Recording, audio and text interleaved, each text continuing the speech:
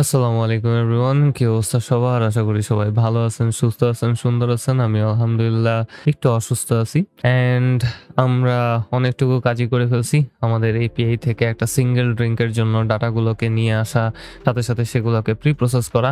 এই সকল জিনিসপাতি আমরা অলরেডি করে ফেলছি। কন্ট্রোল এস, দেখি একটু সাজানো গোছানো হয় কিনা। ভাই, যখন আপনার কোড এত বড় হবে এবং সাথে, সাথে আপনার কোডের ভেতরে বিভিন্ন ধরনের ফাংশনালিটি থাকবে, তখন আপনি যতই প্রিটিয়ার ইউজ করেন না কেন, কোড দেখতে খুবই বাজে হবে। এটা থামানোর কোনো ওয়ে নেই। এন্ড এই ক্ষেত্রে আপনার অবশ্যই অনেক বেশি প্র্যাকটিস দরকার এই সকল জিনিসগুলা আর একটু ভালোভাবে বুঝার জন্য, ব্যবহার করার জন্য। এবং এখানে দেখতে পারতেছি আমার একটা উইয়ার্ড স্টাইলিং হয়ে গেছে। আমি কখনো এইভাবে স্টাইলিং করি না। এলসটা কেন ব্রেকেটের পরে আসলো? আমি এলসটাকে নিচে সরা দিব, ক্যাচ, এবং ফাইনালিও একেবারে ব্রেকেটের ঠিক পাশে চলে আসছে। আমি এইভাবে কোনোদিন আসলে কোড করি না। তো এখন আমাদের কিছু খুঁটিনাটি কাজ করে নেওয়া উচিত, কিছু আগাছাকে পরিষ্কার করা উচিত। প্রথমত আমাদের এরর স্টেট এবং লোডিং স্টেটটাকে ঠিক করা উচিত এই ক্ষেত্রে। সো আমি যদি ডাটা পাই তাহলে তো ভালো, আর যদি ডাটা না পাই তাহলে অবশ্যই আমার একটা এরর স্টেটকে রাখতে হবে। তো এই ক্ষেত্রে আমি একটা এল স্টেটমেন্টকে নিয়ে নিতে পারি, যেমনটা আপনারা এখানে দেখতে পারতেছেন। আমি একটা এল স্টেটমেন্টকে নিয়ে নিয়েছিলাম। আমি হালকা পাতলা কোডিং গত ভিডিওতে ভুল করে ফেলছিলাম এবং সেগুলো হয়তো বা কাট হয়ে গেছিল ভুল করে। সো আগের ভিডিওটা দেখা যদি আপনাদের মাথায় এসে থাকে, ভাই আমি এই জায়গায় এল স্টেটমেন্ট কেন দিছি, অথবা হঠাৎ করে আসলো কিভাবে, ভাই সরি। ভিডিওর মাঝখানে মাঝে মধ্যেই ভুল হয় এবং সেই সকল ভুলগুলো শুধরানোর সময় অনেক ধরনের ঝামেলাই আমার ফেস করতে হয় এবং মাঝে মধ্যে কিছু কিছু জিনিস চোখের বাইরে চলে যায়। এল স্টেটমেন্টটাও চোখের বাইরে চলে গেছিল ভুল করে।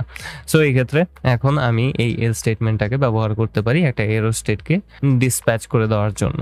সো এই ক্ষেত্রে আমরা অবশ্যই একটা এরর পেতেছি, যেখানে আমাদের বলা উচিত যে এই ককটেলটার কোনো ডিটেলস পাওয়া যায় নাই। সো আমি এখানে ডিসপ্যাচ ফাংশনকে কল করব এবং এই ডিসপ্যাচ ফাংশনের ভেতরে একটা টাইপ অ্যাট্রিবিউটকে দিতে হবে, যেটা হবে সেট আন্ডারস্কোর সিঙ্গেল এরর টাইপের। এবং আমার পেলোড হিসাবে আমি পাঠিয়ে দিতে পারি একটা অবজেক্টকে, যেটার ভেতরে টাইপ প্রপার্টি হবে ট্রু, কারণ এটা আসলেই একটা এরর।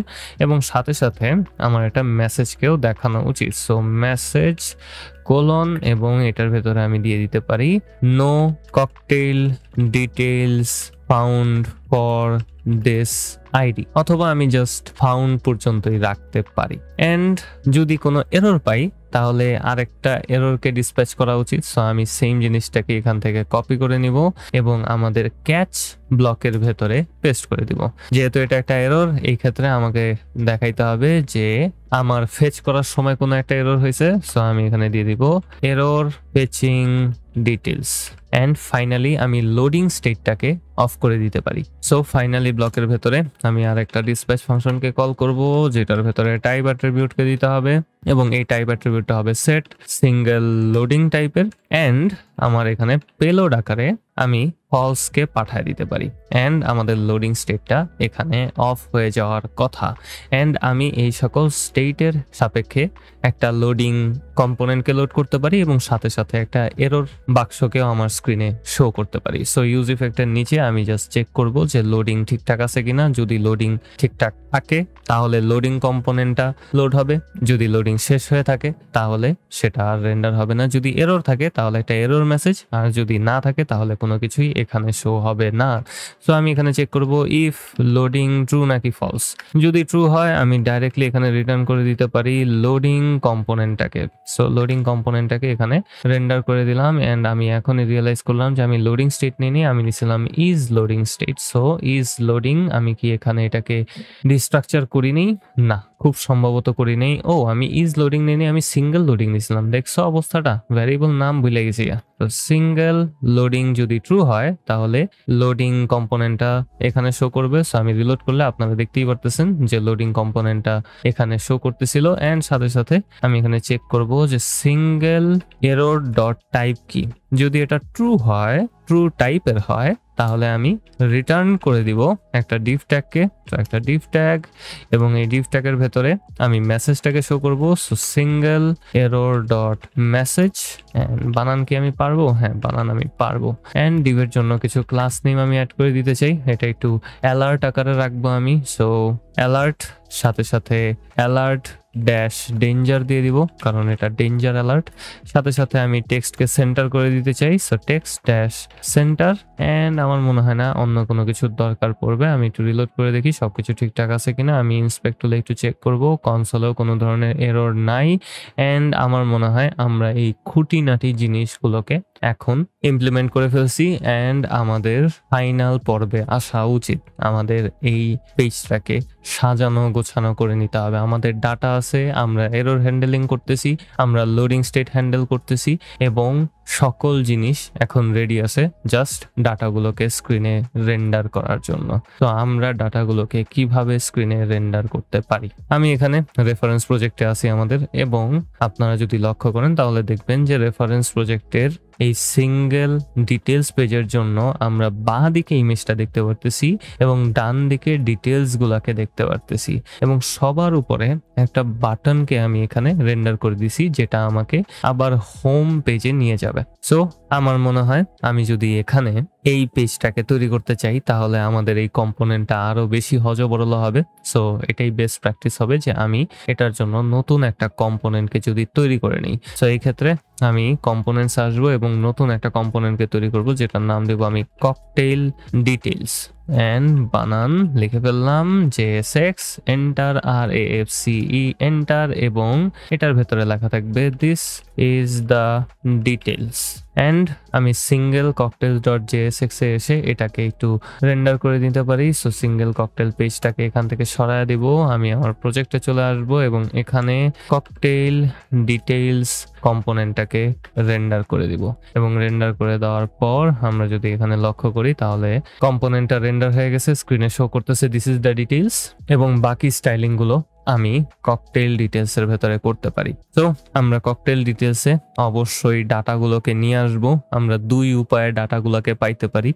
যেহেতু আমাদের কনটেক্সট এপিআই সেট আপ করা আছে, সেহেতু আমরা ইউজ অ্যাপ কনটেক্সট কাস্টম হুকটাকে ব্যবহার করতে পারি আমাদের স্টেট ভ্যারিয়েবল গুলাকে ওখানে নিয়ে আসার জন্য, অথবা আমি ডাইরেক্টলি প্রপার্টিটাকে পাঠায় দিতে পারি।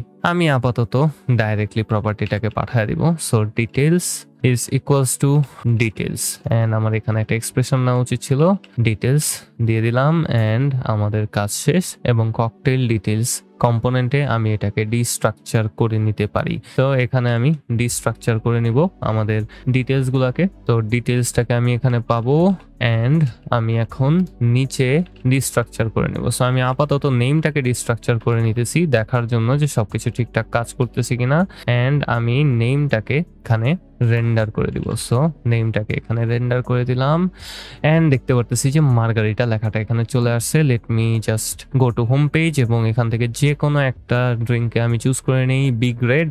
ডিটেলসে ক্লিক করলাম এবং এখানে তাও মার্গারিটাই শো করতেছে। এর পেছনে কারণটা কি? কারণটা হচ্ছে যে আমি কখনো আমাদের ফেচ ককটেল ডিটেলস ফাংশনের যে ইউআরএলটা আছে সেটাকে ডাইনামিক করি নাই। সো আইডি অনুযায়ী অবশ্যই এটাকে ডাইনামিক করা উচিত ছিল। সো আমি যেহেতু মার্গারিটাতে সেট করে রাখছি, এটা সবসময় মার্গারিটাকেই শো করবে। সো এই সকল জিনিস মাঝে মধ্যেই আমাদের চোখের আড়াল দিয়া বের হয়ে যেতে পারে। সো এই ক্ষেত্রে যেহেতু এটা অলরেডি টেমপ্লেটে আছে, সেহেতু আমি ইউআরএল এর পর খুব সুন্দরভাবে আরেকটা $সাইন এবং ব্র্যাকেটের ভেতরে আমাদের আইডিটাকে দিয়ে দিতে পারি। তাহলে কি হবে?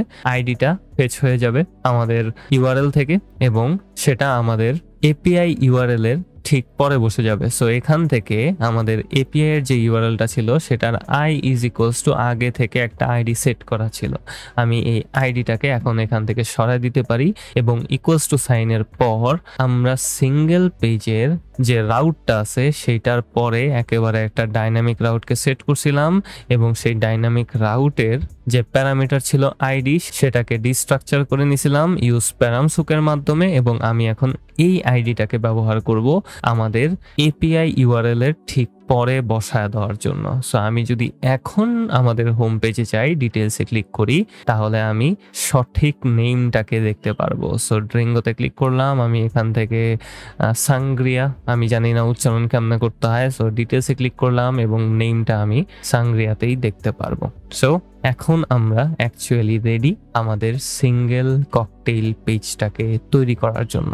অ্যান্ড এই ভিডিওটা শেষ করার আগে আমি এখানে জাস্ট সিম্পলি কিছু চেকিং করে নিব, কারণ শিওর থাকা ভালো ভাই, কোনো ধরনের ইস্যুস জানি না হয়।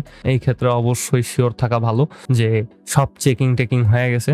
সো এই ক্ষেত্রে আমি জাস্ট সিম্পলি চেক করব যে ডাটা আছে কি নাই। সো এটাকে আমি একটা ব্র্যাকেটের ভেতরে ঢুকিয়ে দিতে পারি এবং এই পুরোটাকে আমি একটা সেকেন্ড ব্র্যাকেটের ভেতরে ঢুকিয়ে দিব এক্সপ্রেশনের ভেতরে, এবং আমি এখানে জাস্ট চেক করব যে ডিটেলসে কিছু আছে কি নাই। তো ডিটেলসে যদি কিছু থাইকা থাকে তাহলেই ককটেলসটা এখানে রেন্ডার হবে, আর যদি কিছু না থাইকা থাকে তাহলে এখানে কিছুই শো করবে না, কারণ এররটা ঠিক উপরেই শো করে ফেলবে। সো কন্ট্রোল এস অ্যান্ড সাজানো গোছানো হয়ে যাওয়ার কথা, এবং আমি হোমে আসলাম, সে একটা নাম ভাই। তারপর এখানে নিচে গিমলেট দেখতে পারতেছি, ডিটেলসে ক্লিক করলাম এবং আমি গিমলেটটাকে আমার স্ক্রিনে দেখতে পারতেছি। এবং আশা করি আপনারা এই প্রজেক্টের এত দূর পর্যন্ত আগাইতে পারছেন। আমি জানি না আমার কেন যেন মন ভরতেছে না একেবারেই যে আমি আপনাদেরকে এই প্রজেক্টটা ঠিকঠাকভাবে বুঝাইতে পারছি কিনা। এই প্রজেক্টটা হেভিলি রিলাই করে আপনার রিয়াক্টের কতটুকু নলেজ আছে এবং আপনি কতটুকু প্র্যাকটিস করছেন।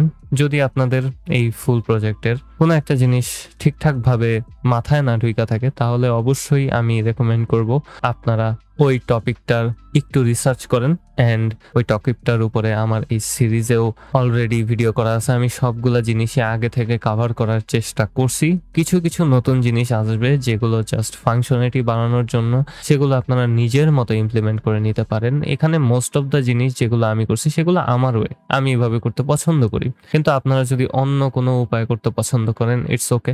আমি এক্সপেক্ট করবো আপনারা যেন নিজের মতো করে এগুলোকে তৈরি করেন, এবং এই প্রজেক্টটা আসলে আপনাদেরকে জাস্ট দেখানোর জন্য যে কিভাবে আমরা এই কাজগুলো করতে পারি। যেহেতু আমরা এত দূর পর্যন্ত এসে পড়ছি, আমার মনে হয় আর একটা ভিডিওই লাগবে এই প্রজেক্টটাকে শেষ করার জন্য, এবং পরের ভিডিওতে আমরা আমাদের স্ক্রিনে ককটেলের ডিটেলগুলোকে খুব সুন্দরভাবে রেন্ডার করার চেষ্টা করব। সো পরের ভিডিওতে কথা হবে বয়স।